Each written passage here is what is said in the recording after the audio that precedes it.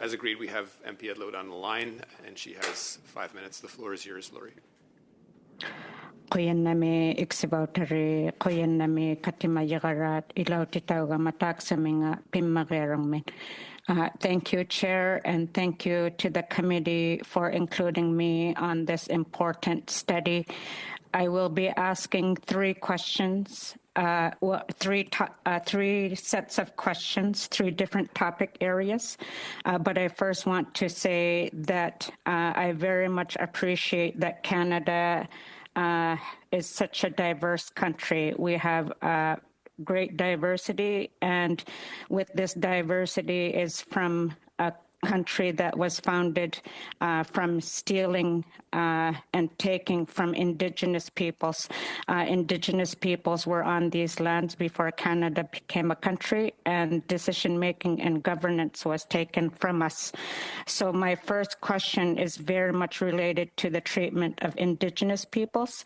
And so on trusting police, and just so you know, Minister, I'm going to ask all my topical questions to you in one statement just to ensure that I get all my questions on the record.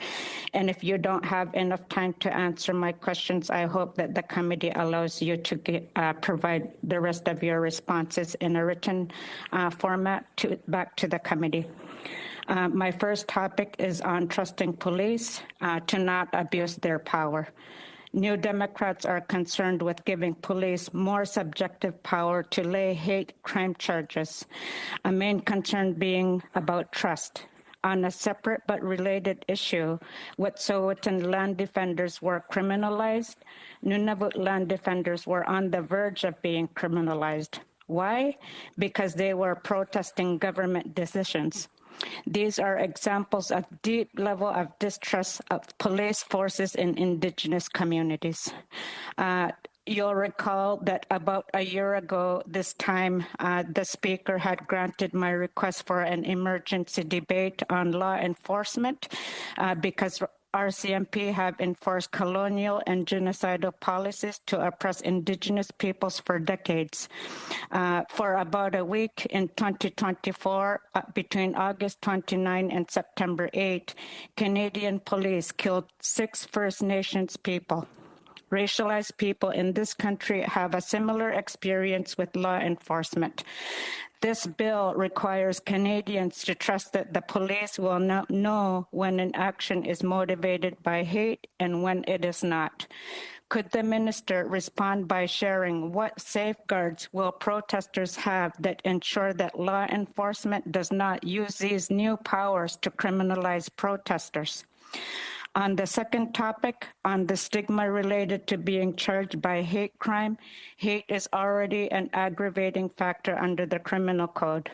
This bill lengthens existing criminal code violations based on hate.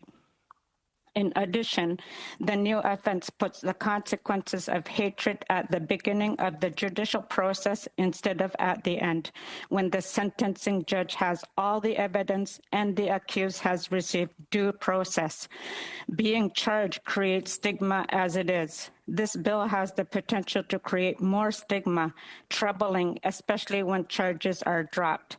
Does the minister agree that keeping the Attorney General's consent in the process is an important safeguard to ensure that the justice system does not get flooded with increased charges in the already overburdened justice system?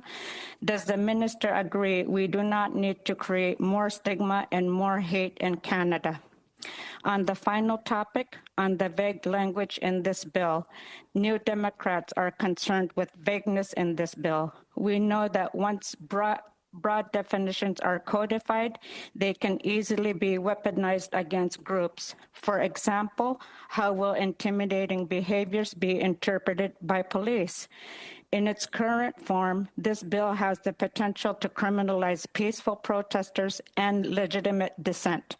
We remain disappointed that this bill does not address the violent activities of the growing white nationalist movement.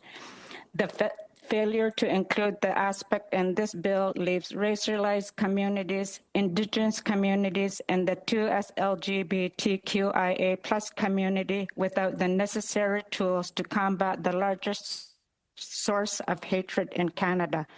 This bill seems to be more about criminalizing people who speak out than it is about addressing the growing racism against racialized people. Can the minister explain why this bill does not address the threat of the growing white nationalist movement in Canada? Thank you, Chair. Thank you, MP Idlout. Minister Fraser, you won't have any time to respond to this, and let alone, much less in a meaningful way. But if you undertake to provide perhaps written answers, I'm willing to answer now if you would like, or I would comply with the request to me, to it's provide really up written to answers. the committee to decide whether. In writing? Yeah. So I think Okay, the preference would be. Laurie, thank you for your questions. The committee's requested due to time that I respond in writing rather than in person. I'll be happy to offer my thoughts on your very specific questions, and it's good to see you as always.